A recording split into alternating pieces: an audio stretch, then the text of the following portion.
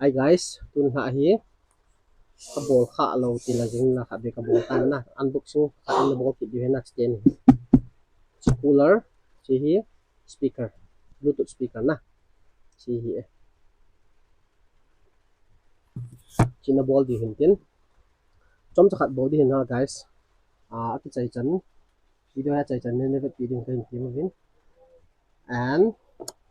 let's start cha ka hin bol de chi cho bol ma sang na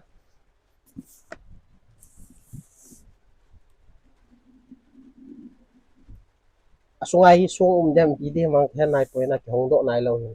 flip ka na hi til ki order le ki khat no me ti na hello hin chi na bol di na vet di hin tin flip ka na hi khat ve ve le scam tí đấy hầm delivery họ ai lâu khát số của họ có nó coi gì vậy nè và phần đó cho hít tán guys phần đó cho hít hít bài yes mini cooler hay chứ mình chặt vang chụp hẹp tuần nè do nó phải là hình xe nàng mình chụp phần đó tàu thế time for reveal cha hiếu để khác khác ông nè chứ Chinese artist hiện phải hẹp rồi kìa so cho họ sim lâu đi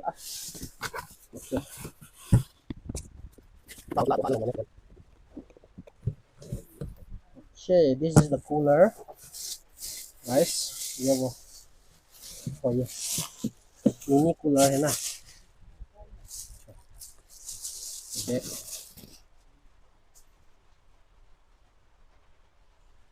अब इन्हें try दो हम से on होते ना हम top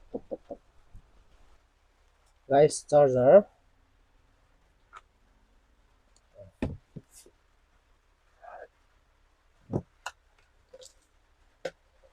của nó cho nó sắp thôi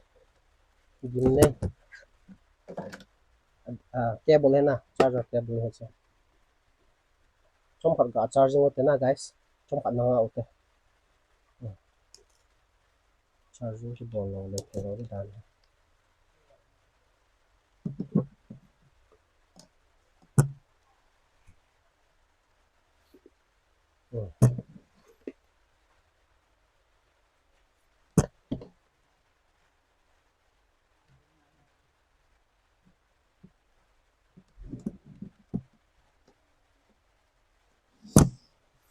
chỉ indicator hiện thế nào charging cái bộ thật là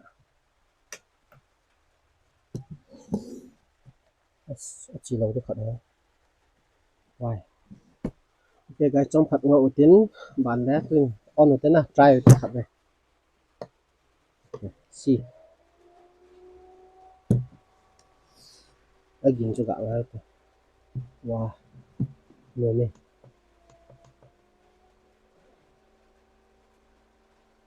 mini boy chứ guys devil cute thế nên chỉ mi khả năng đi bộ hiện na single lá đi ngã tại lấy cái sim nó ho lấy cái sim ho đi ngã trong cái dân na lấy cái sim ho fan ho ít đi rồi cái bụng fan sang à chị RGB light trong ống min thì chú hiện na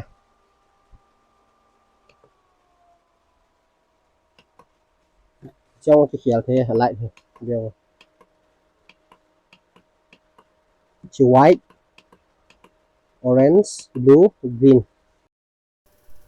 chai RGB light khiêu thế hiện chỉ on off hạ lâu thì chỉ on off nó na power button chỉ hi lẽ su hạn là su on này hiện na chỉ chú tạm tính bà này nhé chỉ tiền sạch là nó tôi tính na và hi chỉ speaker bluetooth speaker na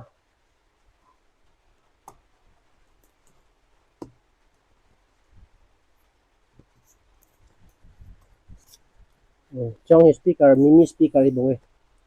JBL guys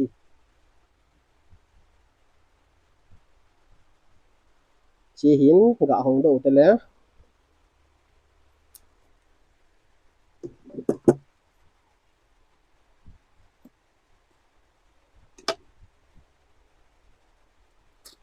oops sorry cái lỗ lòng khana có hòn độ tan nè ok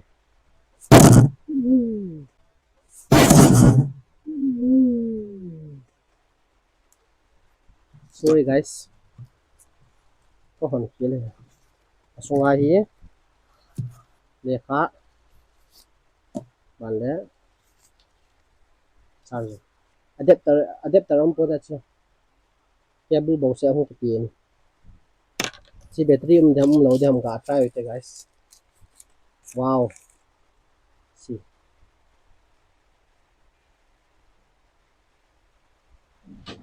chi volume button hintin chi power hin na chi bluetooth connect na di at we ga try with na tay check on le ba adi he cha blink khat din na ban le chi bluetooth a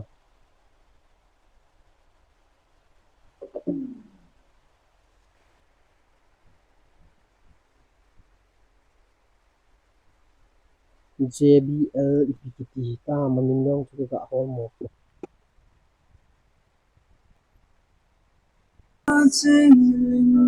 again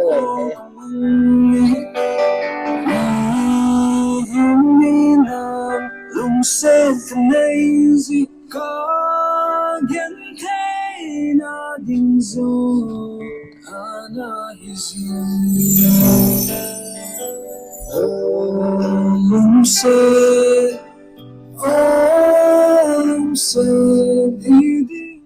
okay ang ngayon na guys ito hintin bluetooth cho iti sa kada ibang agin hi na sabong okay this one and this one oh yan na chong hoy battery jong lasting hi ding che lasting di hi het sa hin na ban le chi pen hi at be kon try ding kang ka za zo phat le review khat be bol now ta na guys pa hi chan chun phatam tin azo ati ni cho hin ten chiong hi awa na lai na ka hai hin na chi jong hi zau di hin na chi hi le na hanger hin na ka fit do zo phat le de now hi ta na fit do zo phat le be now pa hang do phat ni ti ta bang ham deu ta na chi le online ai poi na offline na tanga ke cho hi bo na ate ni chu sticker to cooler chui le online na ke cho hin na ga bia fitting hi la ke bo thelo di ya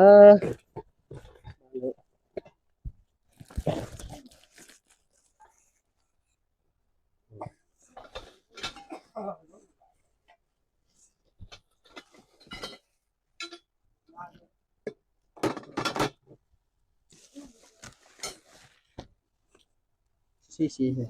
cầm cầm con độ nào con người guys si riêng rồi nặng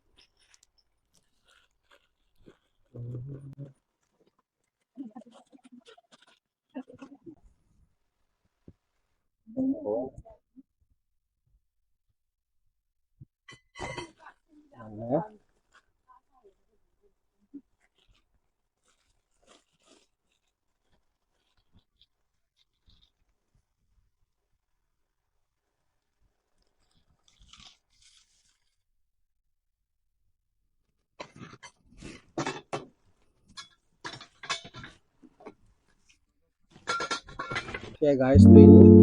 lagi fit độ tay so là bắt đầu hiện lên cinematic shot trong trả là video thế